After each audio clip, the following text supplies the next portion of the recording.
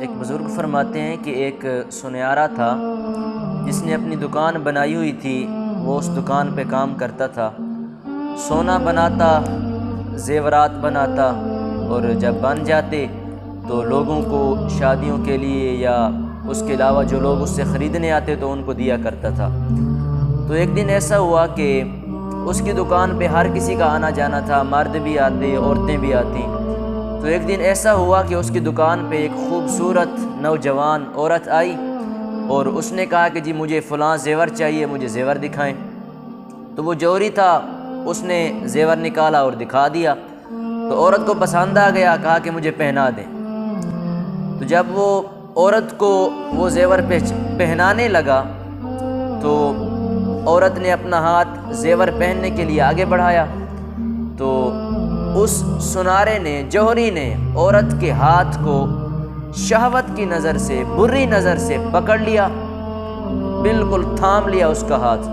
تو جیسے ہی عورت کا ہاتھ پکڑا تو عورت کے منہ سے یہ الفاظ نکلے کہ اتقوا اللہ، اللہ سے ڈرو، اللہ کا خوف کرو، خدا سے ڈرو، خدا کا خوف کرو۔ تو اس سنیارا نے جلدی جلدی اس عورت کا ہاتھ چھوڑ دیا، جلدی جلدی پیچھے ہٹا اور غمگین ہو گیا، رونے لگ گیا۔ عورت چلی گئی، وہ رونے لگ گیا، پریشان رہا سارا دن۔ جب گھر جانے کا ٹائم آیا تو گھر پہنچا تو جیسے ہی گھر کے اندر داخل ہوا تو آگے بالکل اندھیرا تھا، کوئی روشنی نہیں تھی، کوئی لائٹیں نہیں جل رہی تھی، بلب آف تھے، دیوا کچھ بھی نہیں، چراغ جل رہا تھا۔ تو اندر گیا، دروازہ کھولا تو دیکھا کہ گھر کی لائٹیں بھی بند ہیں، بالکل اندھیرا چھایا ہوا ہے، اور دیکھا کہ ایک کونے میں اس کی جو بیوی تھی وہ بیٹھ کر رو رہی تھی، مصلے پر بیٹھی تھی اور رو رہی تھی۔ تو وہ بیوی کے پاس گیا اور پوچھا کہ تم رو کیوں رہی ہو؟ لائٹیں بھی بند ہیں، گھر کا سارا ماحول خراب ہوا پڑا ہے اور تم یہاں بیٹھ کر مصلی بچھا کے رو رہی ہو۔ تو اس کی بیوی نے کہا کہ بات یہ ہے دراصل کہ جو ہمارا نوکر ہے نا، آج وہ مجھے دودھ دینے کے لیے میرے دروازے پہ آیا اور میں نے اس سے دودھ لینے کے لیے اپنا ہاتھ آگے بڑھایا، اس نوکر نے میرے ہاتھ کو پکڑ لیا، اس نیت سے پکڑا کہ مجھے ڈر لگنے لگا، مجھے خدا کا خوف آنے لگا۔ تو اس نے جب میرا ہاتھ پکڑا، میرے ہاتھ کو اپنے قابو میں لیا تو میں ڈر گئی، میری زبان سے یہ لفظ نکلے کہ اتقوا اللہ، تو اللہ سے نہیں ڈرتا، تجھے اللہ کا خوف نہیں ہے، اللہ سے ڈر۔ تو اس نوکر نے جلدی جلدی میرا ہاتھ چھوڑا اور بھاگ گیا۔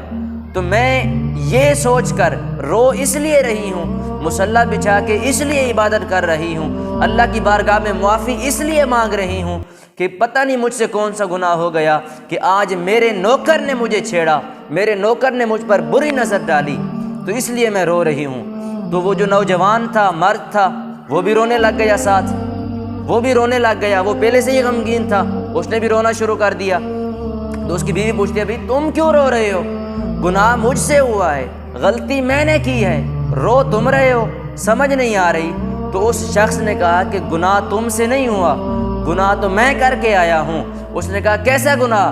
کہا آج میری دکان پہ ایک عورت آئی، خوبصورت تھی، اس نے اپنا ہاتھ زیور پہننے کے لیے آگے بڑھایا، میں نے زیور پہنانے کے چکر میں اس کے ہاتھ کو بری نظر سے پکڑا اور اس کی زبان سے یہی نکلا اتقوا اللہ، کہ اللہ سے ڈر۔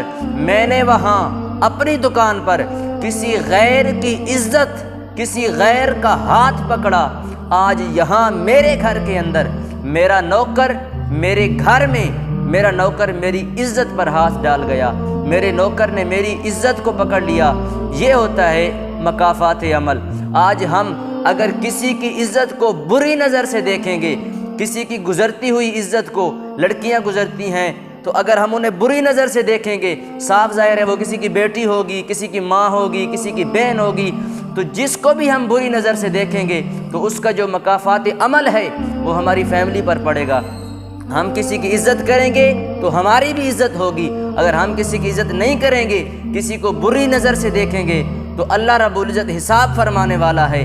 ہم یہاں کسی کو بری نظر سے دیکھیں گے، ادھر ہمارے گھر کوئی ہماری عورتوں کو، ہماری عزتوں کو بری نظر سے دیکھ رہا ہوگا۔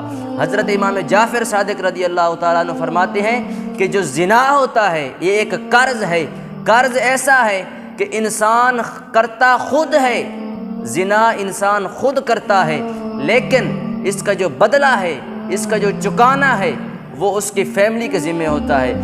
چکاتی اس کی فیملی ہے، اس کے گھر والے اس زنا کو چکاتے ہیں۔